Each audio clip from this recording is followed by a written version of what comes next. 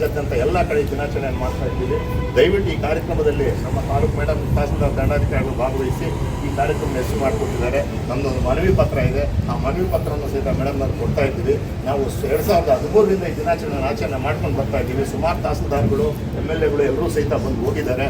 ಹೋದ ವರ್ಷ ತಹಸೀಲ್ದಾರ್ ಸಹಿತ ನಮ್ಮ ರಂಗಮಂದಿರದಲ್ಲಿ ಅತಿ ಅದ್ಭುತವಾಗಿರ್ತಕ್ಕಂಥ ಕಾರ್ಯಕ್ರಮ ಮಾಡಿದ್ದೀವಿ. ಆವಾಗಲೂ ಸಹಿತ ನಿಮಗೆ ನಿವೇಶನವನ್ನು ಕೊಡ್ತೀವಿ ಅಂತ ಹೇಳಿದ್ದಾರೆ. ಆದ್ದರಿಂದಾಗಿ ನಾವು ಬಡತನದಲ್ಲೇ ಬಡತನದಲ್ಲಿ ಇರ್ತಕ್ಕಂಥ ಒಂದು ಕುಟುಂಬಗಳು ಅಂತಂದರೆ ಬೆಸ್ತರು, ಮೀನು ಹಿಡಿತಕ್ಕಂಥವ್ರು, ಮುಳಬಾಗ ತಾಲೂಕಿನಲ್ಲಿ ಇರ್ತಕ್ಕಂಥ ಕೆರೆಗಳನ್ನೆಲ್ಲ ಬೇರೆ ಬೇರೆಯವ್ರದ್ದು ಮಂಜೂರಾತಿ ಮಾಡಿಕೊಟ್ಟಿದ್ದಾರೆ. ದಯವಿಟ್ಟು ನಾವು ತಹಸೀಲ್ದಾರ್ ಮೇಡಮ್ನವ್ರ ಬೇಡ್ಕೊಳ್ತಾ ಇದ್ದೀವಿ, ಸರ್ಕಾರಕ್ಕೂ ಬೇಡ್ಕೊಳ್ತಾ ಇದ್ದೀವಿ. ಮುಂದಿನ ದಿನಗಳಲ್ಲಿ ಆ ಕನಿಷ್ಠ 20 ಕೆರೆಗಳಾದರೂ ಸಹಿತ ನಮ್ಮ ಜನಾಂಗದವರಿಗೆ ಕೊಟ್ಟು ಆ ತುಳಿತಸು ಆಚರಣೆ ಮಾಡೋದಕ್ಕೆ ಅವ್ರ ಜೀವನ ಮಾಡ್ಕೊಳ್ಳೋಕ್ಕೆ ಅನುವು ಮಾಡಿಕೊಳ್ಬೇಕು ಅಂತ ಬೇಡ್ಕೊಳ್ತಾ, ಅದೇ ರೀತಿಯಾಗಿರ್ತಕ್ಕಂಥ ನಮ್ಮ ಬೆಸ್ತ ಮತ್ತು ಗಂಗಾ ಮತಸ್ಥ, ಗಂಗಾ ಕುಲಗಳು ಮತ್ತು ಪರ್ಯಾಯ ಪದಗಳು ಇರ್ತಕ್ಕಂಥ ಎಲ್ಲ ಜಾತಿ ಜನಾಂಗವನ್ನು ಪರಿಶಿಷ್ಟ ಜಾತಿಗೆ ಸೇರಿಸಬೇಕು ಅಂತ ಕೇಳ್ಕೊಳ್ತಾ ಇದ್ದೀವಿ.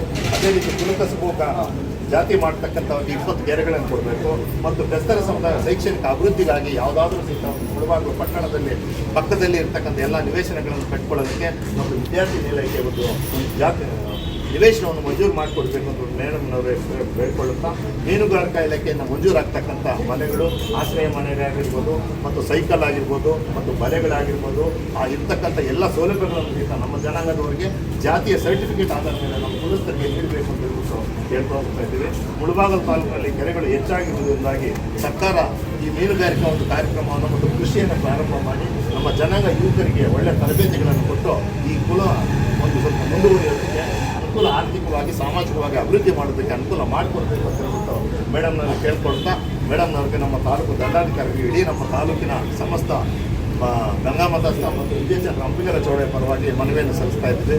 ಮೇಡಮ್ನವ್ರು ಸ್ವೀಕರಿಸಬೇಕಾಗುತ್ತೆ ಮನವಿಯನ್ನು.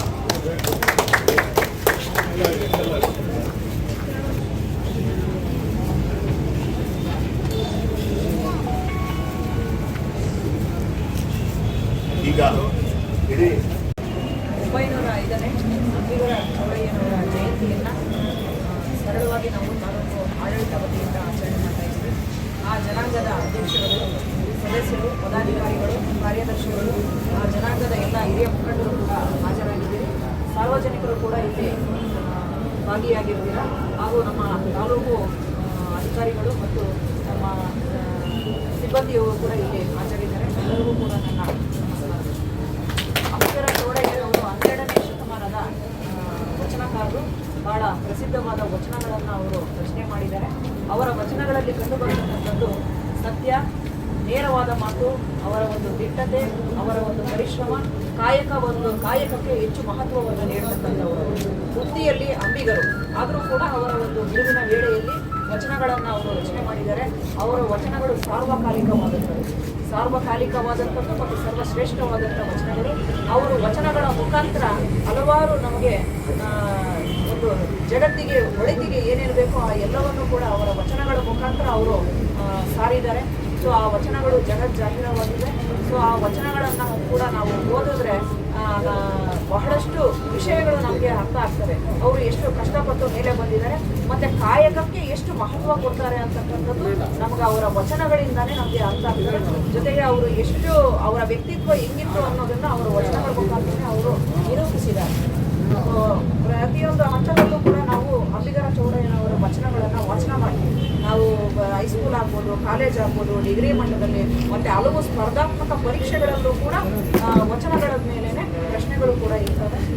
ಅಂಥ ಮಹನೀಯರನ್ನು ನಾವು ಸ್ಮರಣೆ ಮಾಡ್ತಕ್ಕಂಥದ್ದು ಮತ್ತು ಅವರು ಹಾಕ್ಕೊಡ್ತಕ್ಕಂಥ ಹಾದಿಯಲ್ಲಿ ನಾವು ಕೂಡ ನಡಿಬೇಕಾಗಿದೆ. ಸೊ ಅವರ ಒಂದು ಇದರ ಪರವಾಗಿ ಒಂದು ನಿವೇಶನವನ್ನು ಹೇಳ್ತಾ ಇದ್ದಾರೆ ಬೆಸ್ತರ ಜನಾಂಗದ ವತಿಯಿಂದ. ನಾನು ಕಾನೂನಾತ್ಮಕವಾಗಿ ಪರಿಶೀಲನೆ ಮಾಡಿ ನಾನು ಅವರಿಗೆ ಒಂದು ನಿವೇಶನವನ್ನು ಮಂಜೂರು ಮಾಡೋದಕ್ಕೆ ನಾನು ಜಿಲ್ಲಾಧಿಕಾರಿಗಳಿಗೆ ಶಿಫಾರಸನ್ನು ನಾನು ಮಾಡಿಕೊಡ್ತೀನಿ. ಸೊ ಈ ಸಂದರ್ಭದಲ್ಲಿ ಆ ಮಾತು ಹೇಳ್ತಾ ಇದ್ದೀನಿ. ಇಷ್ಟೆಲ್ಲ ಮಾತಾಡೋದಕ್ಕೆ ಅವಕಾಶ ಕೊಟ್ಟಂತ ನಮ್ಮೆಲ್ಲರಿಗೂ ಕೂಡ ವಂದಿಸಿ